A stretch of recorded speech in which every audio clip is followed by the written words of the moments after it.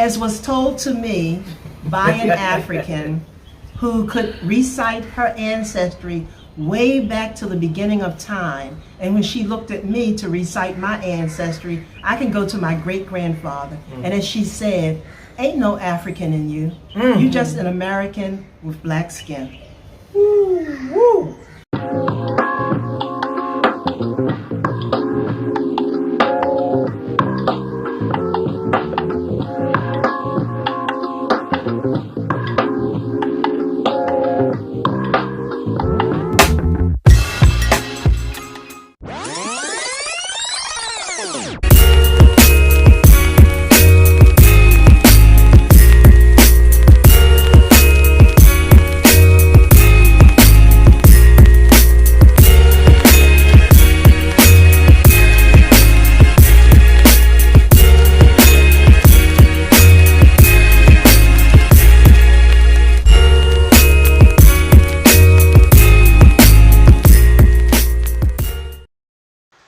So Mama Queen, Yes. I'm sure the world would like to understand more as far as you live in Thailand, which is like one of my dream destinations. And you wanted to, so you explained to us you live in Thailand, but you wanted to explore the mother plane, the continent, Africa, a little bit more to see if this is where you would like to put your roots and you settle down at, and you've come to the conclusion that it's not. What led up to those choices so far? I know you visited Egypt, and now you're here in Kenya, and you've heard some of Rwanda's story and history.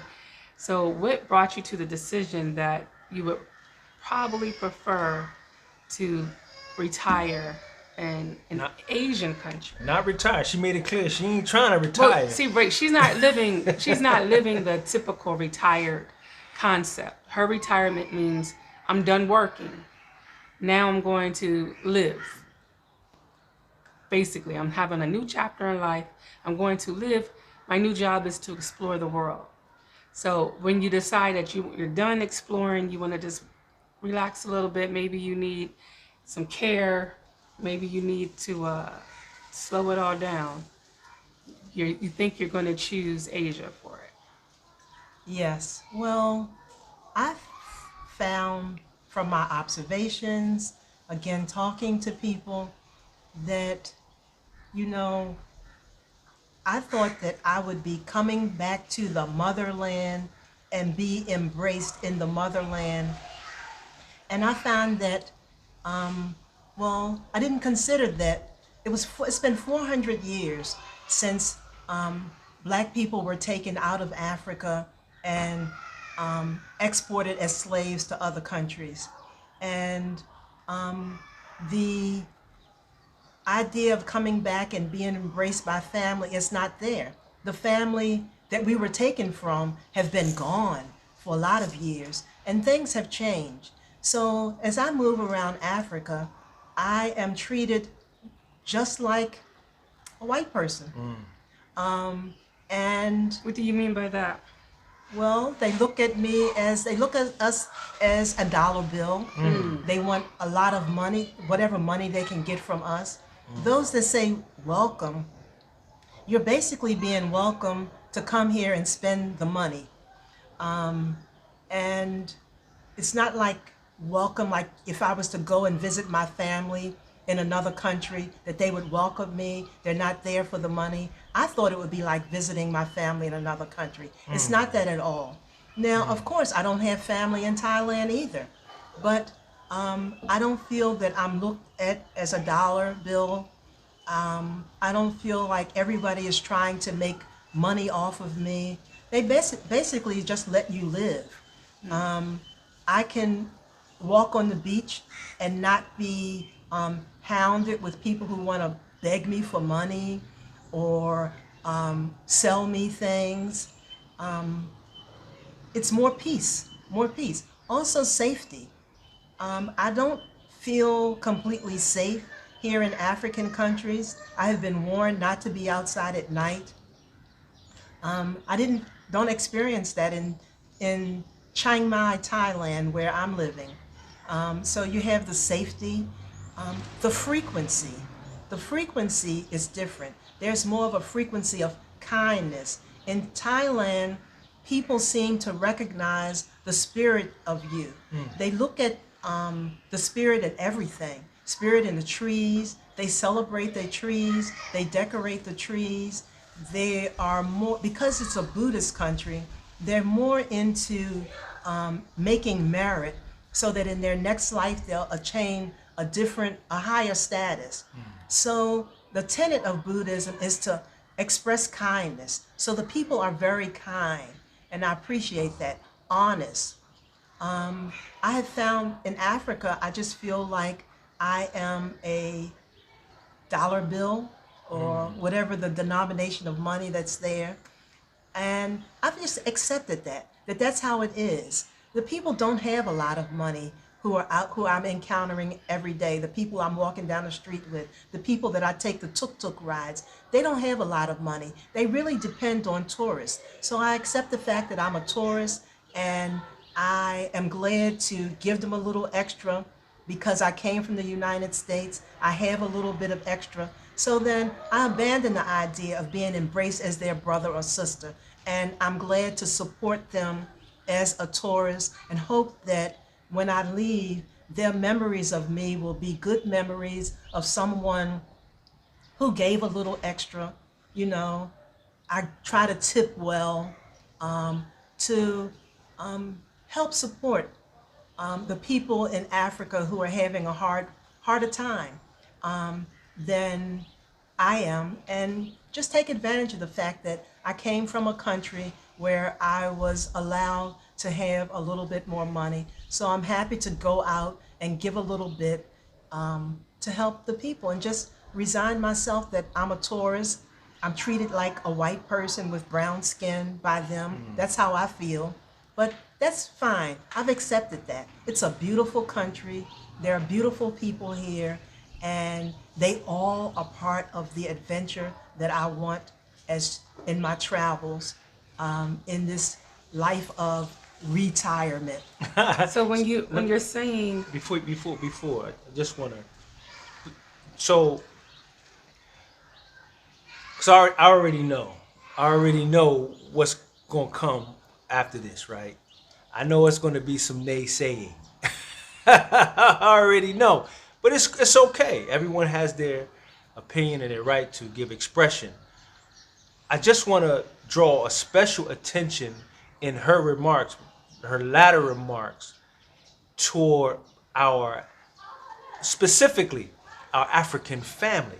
And I'm hoping that those who are of whichever African country who may be under the sound of our voices here would just take a moment, if there's a level of emotion that might arise, okay, to just take a moment, count to 10 or further, right? And really hear, okay, what is being said and what's being done. Because we're hearing it directly from Queen, but this is a general consensus, right, that most are not privy to. We've experienced this in our experience here in Africa, right? And to be quite honest and truthful, it hurts. Need the African family to understand how hurtful it is for we who have had a 400-year sojourn in a country, man, that we have not been fully accepted. So even though we're here, we're touring and we're appreciating the attractions of the country, the intent for us to come is because we're trying to find a home, a place where we can be fully accepted. We are not Mzungu. We are not that. We are not. We have a completely different experience in the American society that still exists to this day. And to understand that when we come, we're coming with the heart and mind to come home. to be in a place where we can be fully embraced and accepted, not for what we have, but for who we are. And so from this, from the African family, when you hear this, it should sound the alarm, really and truthfully. It should raise the antenna to know that the prodigal son and daughter is coming back, but we're not being, nobody's pulling out the calf. And where's the banquet? Where's the feast? Because we're coming back home, because we have been taken away and we've been lost from home for so long. But where is our banquet?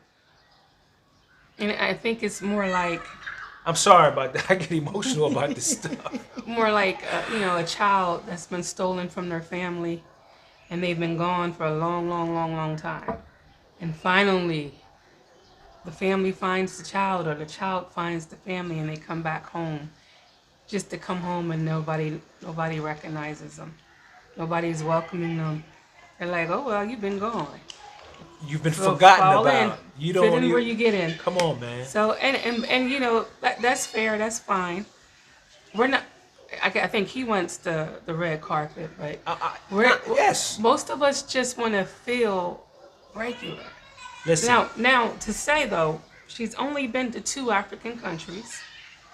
She's been to Ethiopia. Egypt. Egypt. She's been to Egypt, and I know most Black Americans that I've ever heard that's been to Egypt, that's not a place they want to live for the rest of their life. One, is too high, number one. And that's not a place that they want to retire or they want to live. Like, second place you've been to is here in Kenya. What is it about Kenya that you didn't feel the peace that you're looking for? You didn't feel the karibu, the welcome, because most people that I've talked to or heard or read about that's been to Kenya, they find it here.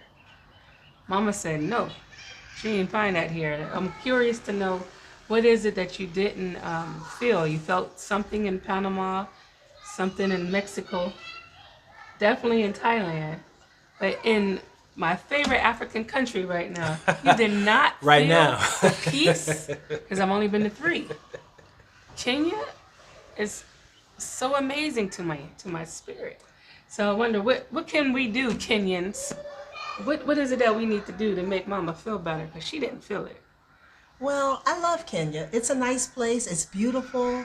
I've done a lot of beautiful things here, the safari and all of that. But I'm a tourist. And again, I came here looking to be embraced by my family.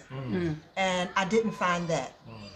And that's my big thing. I didn't find that. And I've abandoned that. I know that I'm not going to be embraced by my family. So I am going to continue to travel around in Kenya to different places, and as a tourist, one of the things that I do like is I like the abundance of Black people. I can go days and days, and the white people that I see are tourists. However, we do have the Europeans who have come here and purchased a lot of land and are really ruling. We have the Chinese who have come here, purchased a lot of land, and are ruling. I don't like the fact that the white people, the Indians, the Chinese are treat the Kenyans subservient, and the Kenyans cater to them. I've had experiences where I have been completely ignored, and I think it was because of the color of my skin, by the Kenyans, look over me and cater to the white person. Is she calling me the white person? Just in that direction. Cater to the white person. Madam I don't I like can that. clutch the pearls. Like, wait a Madam minute, Mizzou. Mama. Now, Wait a minute. Now, as far as finding peace, you know, I don't think I'm gonna find a place where it's just, yeah, Kenya. I mean, in Thailand there's peace, but when I came here, I was again just looking for my family. I didn't find it, and I don't think I'll find it. I'm always gonna be a tourist, and I've accepted that. and I've put it to the side, and I'm looking at the beauty of the Kenyan. Kenyans are beautiful people. There's a lot of beautiful places here. Come as a tourist. Be a kind tourist. That's one of the things I want to say in my travels. Be a kind tourist. Don't be turned off because they are looking to overcharge you. Do your research. Try to understand what is the basis, what is the amount that a Kenyan would pay, and you're going to be expected to pay more than that. But if you know the amount a Kenyan will pay, then you can decide for yourself how much extra you're going to give. Give extra. A lot of people don't have what we have. You know, when you look, I was getting some henna done. See my henna? I was getting some henna done, and a man came along selling slices of watermelon. If I had bought one of those slices of watermelon, I probably would have paid about $2 for a slice of watermelon. Yeah. And I heard the lady who was doing my henna ask the guy, she reached in his bucket and she took a slice of watermelon. She said, "I'll give you 1 shilling. You know the currency. What is 1 shilling? About 2 cents? Yeah, it's About like, 2 cents. Right, Now, crazy. if I paid for that slice of watermelon, I would have given him maybe 200 shilling, which would have been 70 cents. 70 cents. I would have given him that gladly because I know No, I that think No, like $1.40. about I would have $1.40. given it him gladly because I have it. And I know that he needs this money to feed his family. And But it's insulting though. it It's wasn't like, insult. I felt good. It made me feel good to be able to help him. you only feel good for a little while because that's that tourist feeling good. But when you're trying to live there and it's expected for you to keep paying for these inflated prices, and you start hearing the actual language and how much they are told, no, that could start getting offensive because and abusive. there's a familiarity, that feeling. There's a familiarity with that because in America, it's the same. We have that same experience of unfairness, of unequal opportunity, unequalness. So it triggers tourists. You can cope. I'm here for a few For a days, few days, whatever. few Yeah, months. you're like, For a oh, few I'll bless months, them, I'll bless true. them today. But when It's you okay. now you trying to live the life, and this is your life. Now it's like, hold on, man, wait a minute. So it triggers. It does trigger. Yeah. Now in Thailand, there's prices on everything, so you know what you're gonna be paying. So there's no dickering and trying to get over you and bargain you. There's prices on things. So when I go to the store, there's prices. If I go to somebody's vegetable stand outside, there's prices. I pay the price that's there. So I like that. But Thailand is where I'm living, as opposed to Kenya, where I'm visiting. So if you come to Kenya as a tourist like me, contribute to the economy. Know that you are helping someone feed their family. So, yeah. That's Yep. good. So it's I think because we just came from Rwanda, and in Rwanda, you do have the opportunity to kind of blend in with the community a little bit more, with the even if it's just from having a home team and then their family becomes your family, and you get to have all of that type of experience, whether it's genuine or just because you have the finances. You do get that experience in Rwanda, and it's a cultural experience. We said it before in a video when we first came here that we didn't feel the culture of Kenya yet. And we didn't say yet then, but we understand now because we are in the tourist area. We are in the business areas. Even if you go to Nairobi, you're in the business areas. And they have many, many, many, many tribes. So if we actually had the opportunity, which I wish we could set up for that tour while you're here, to actually go to a local village and experience the local tribe and the local, we don't know how we would feel because we haven't done it yet. And I think that's the difference. Kenya is so big and there's so many different dynamics to it, where Rwanda was very, very, very small. And you got this, everything's pretty much the same. You just got different areas of population. So you could feel the difference. I think coming from Rwanda, we kind of appreciated not coming into that here. We want to just be, we just want to be now. Just let us be. Let us be. We're trying to figure it out. We're trying to, walk our own path. We're trying to make our way happen. And we're not looking, see, in Rwanda, because we just came, we were looking for family. We wanted to feel like we belong. We were looking for friendships. And then leaving it, a lot of that was contingent. Unfortunately, to be honest, it was contingent to what you can do, how much you had, blah, blah, blah, who you are, who you connected with. And so leaving that was like, when we get here, we just want to be. We just want to feel like normal, regular people. And I feel like that here. That doesn't mean that that's the place to retire for the rest of our lives. That means for where we are right now in our life, we needed that, right? You're at a different phase where you just want to feel peace and joy and happiness and be able to explore. An adventure. I need adventure. Don't forget I need the adventure. See, this is my spirit, mama. In 20 years, do you like to do waterfalls? Yeah. Yeah. And I can't wait to explore. Yeah, I like waterfalls adventure and animals, and that's me. So there's a lot to do here in Kenya. I've done safari. Had an opportunity to actually chase lions, a pride of lions, 20 lions in the pride. What you mean chase? Y'all were tracking them? We were tracking them. Oh, okay. Yes. I thought so. You chasing lions? No. So A we had 74-year-old woman did chasing lions. a game drive. So 4 days, every day we'd start at 6:30, 7 o'clock, trying to get out when the animals are out hunting for food, hoping we could see that, and stay out till 5 o'clock at night, in the evening, eating out there in the wild. It was really wonderful. And I've had an opportunity to visit the Maasai, couple of Maasai villages, to dance with the Maasai people, Wow. to see how they live their life, to visit inside of their homes.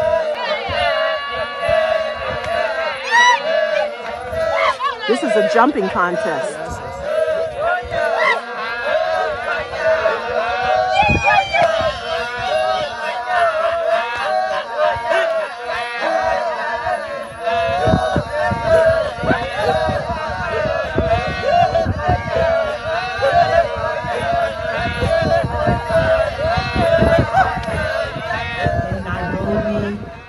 There's a lot of culture, a lot of museums.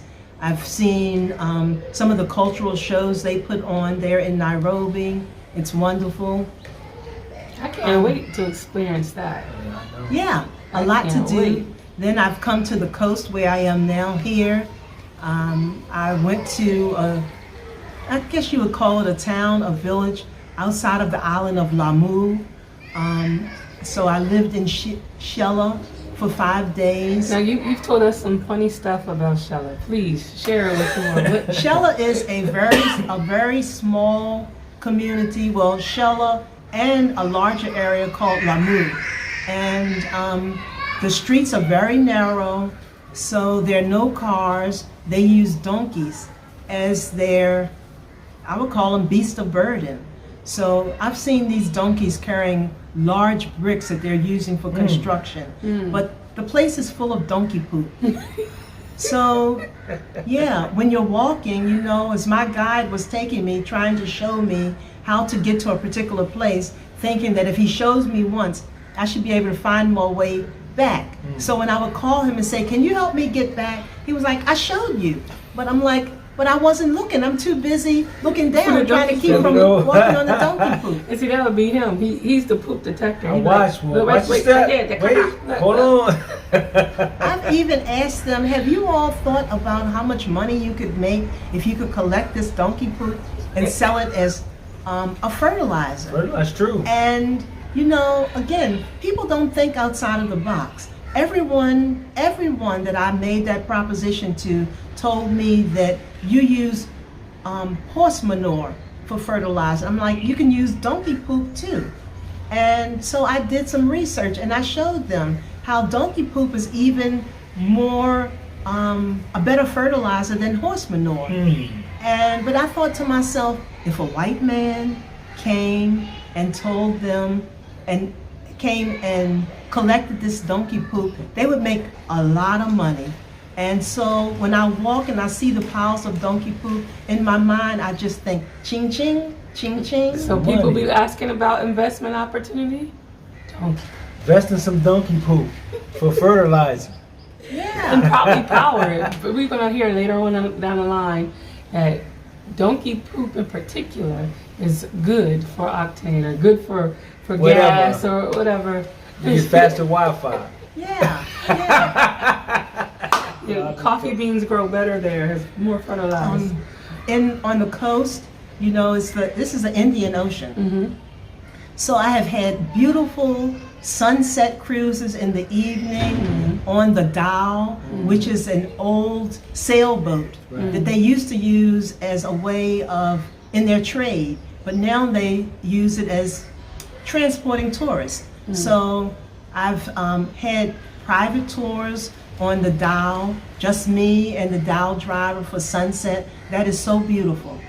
Also, I had the privilege of having a private chef to cook for me at my last Airbnb, which was wonderful. And you know, he charged the equivalent of $6.92 a day to cook.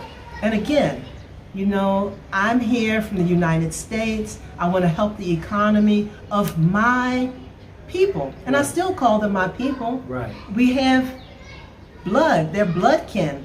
Right. And so, you know, I paid him much more because the food was delicious and it was made for me. So again, I strongly encourage you, visit Africa. This is not going to be my last African country. I'm going to go home, regroup, do some more research, and come back. There are 54 countries in Africa, That's right. and I want to do them all. So when I come back again, I will come back and maybe stay 3 months, a month in each country. And doing my research, one of the things to look for is the weather. So the countries that I will be visiting will, my choice will be heavily influenced by the weather. I want to go when the weather is dry and it's the best time in the weather. Here in Kenya, if you like cold weather, you can go to Nairobi where you will be cold. For sure. Yeah, if you like warm weather, then you can come to the coast Come to the where coast. it will be warm. And the experience is completely different. Nairobi is a big city. You got a little bit of everything. You will see wealthy Kenyans. I'm telling you, Right. black, wealthy Kenyans. Right. And you'll see those who are not doing so well. You come to the coast and you'll get a more Moroccan feel. The architecture here is more of a Moroccan feel. So Africa itself is a beautiful place, but you ain't coming home. So don't expect that. But As was, home is where you make it. as was told to me by an African who could recite her ancestry way back to the beginning of time. And when she looked at me to recite my ancestry, I can go to my great-grandfather. And as she said, ain't no African in you. You just an American with black skin. Woo. So, but come, visit the country, visit the continent. It is beautiful. I intend to come spend time in Thailand and come back to Africa. I want to see all of the African countries. There you have it. I think, you know, what you've given us was great. It's really good because And it's a testament. It Africa's is. not for everybody. right. You have to really do your due diligence, right? From where you are, you do your research, and then when you come, you have to be open. And I'm saying this for us because even though we did our due diligence and our research before we came, I don't know that we were as open in our scope when we first came to the continent. So we've gotten our training, if you will, Our boot camp. our boot camp, and now we can see things, you know, with a wider set of lenses, if you will, right? So come as was encouraged by Queen, and as we encourage, definitely you gotta come to the continent, but you gotta come with an open heart and an open mind. All And right? have your own whys. So, And don't expect your experience to be mine, the same as mine. Some of you may be younger. As I said before, I am 74 years old, Right. but I am healthy, strong, as they say, and adventurous, and I like adventure. And you know, I have my retirement income. So a lot of people come to Africa and they think that they're going to be able to find a job No, that's or not gonna start work. a business and That's gonna be a make challenge. it. I didn't come here for that. Right. So your experience may be different from mine, but I just want to encourage you, do your research Yes. before you come. Have a better idea of what it's going to be like when you come. A channel like this will help you as far as doing your research, hearing other people's experience. In my research, I relied on the R&T channel a lot to help me. beautiful. Thank you so very much. Yeah, yeah. Thank you, thank you, thank you. Well, That's it. Y'all that's heard it for us right now. Queen Mama right here. If this is your first time, please, we'd love for you to subscribe. And if you like what you've heard, please let us know by liking, and tell a friend to tell a friend by sharing. We love to hear. We're going to hear from you anyway. We know you're going to comment, so we can't wait to hear your comments. And we're waiting for you guys to join the membership program. Yes, please join. We the got a membership. lot we want to share, some secrets that Mama told us we can't put on camera. You know, we want to put that type of information in the membership program. And then as always, for those that want to support, we have PayPal, Cash App, Apple Pay, Residential Tourist, and hey, we'll see you on the next one. And share the video. This will help the R&T, and it also will be helping people who are looking for information and doing their research. Share, please. Thank you. Awesome. Thank you.